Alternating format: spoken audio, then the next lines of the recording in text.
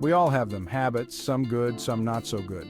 But what if I told you there's a simple, almost laughably easy trick to unlock better habits? Enter the 20-second rule, a brainchild of productivity guru Sean Achor. This rule is about making it easier to start good habits and harder to fall into bad ones. It's all about reducing that initial friction, that little voice in our head saying, maybe later. Think of it like this. Imagine trying to run a marathon with a backpack full of rocks.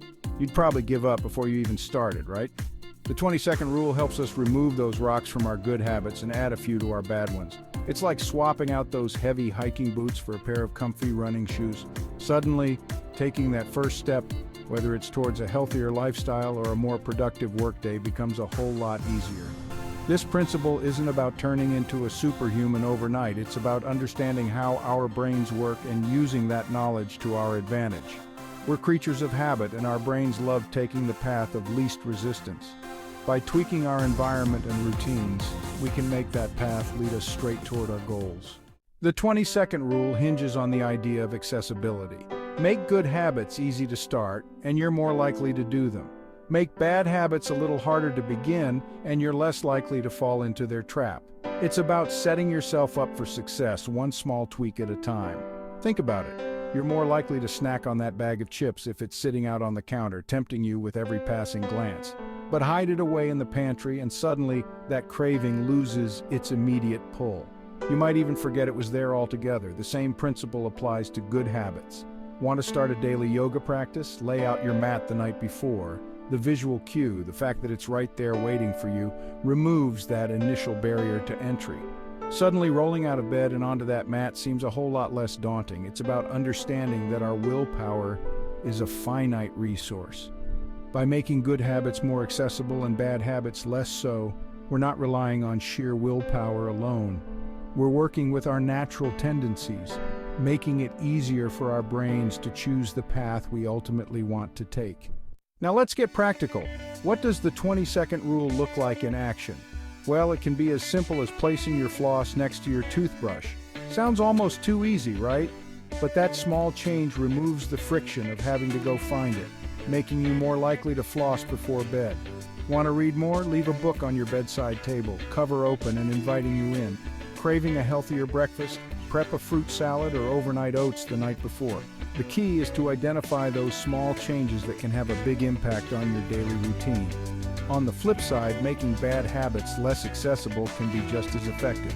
Trying to cut down on screen time, move your phone out of arm's reach, or use an app that limits your social media usage. By adding even a small amount of friction, you're giving yourself a moment to pause and reconsider before giving in to that instant gratification.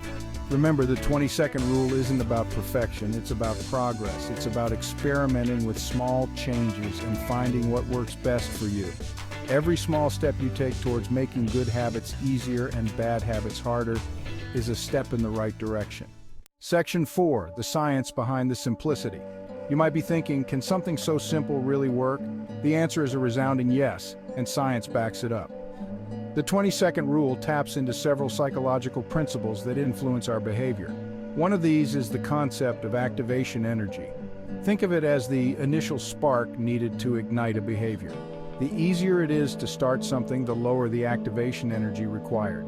By reducing the 20 seconds it takes to get started, we lower that barrier, making it more likely we'll follow through. Another principle at play is the power of cues. Our environment is full of subtle triggers that influence our actions. By strategically placing visual cues, like that yoga mat by your bed or that book on your bedside table, we're priming our brains to choose those desired behaviors. Finally, we can't forget about the reward system. Our brains love a good dopamine hit, and they're wired to seek out activities that provide it.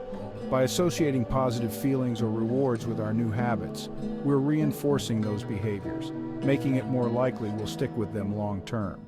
Section 5. Small changes, big impact. Your journey starts now. The beauty of the 20-second rule lies in its simplicity. It's not about overhauling your entire life overnight. It's about making small, manageable changes that add up to big results over time. It's about taking that first step, however small it may seem, and trusting that it will lead to something bigger. So what small change are you going to make today? What good habit can you make 20 seconds easier to start? What bad habit can you make just a little bit harder to begin? Remember, change doesn't happen overnight. It's a journey, not a destination.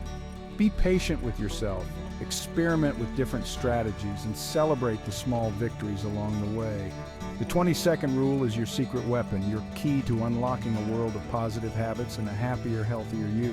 So go ahead, set your timer, and take that first step. Your future self will thank you for it.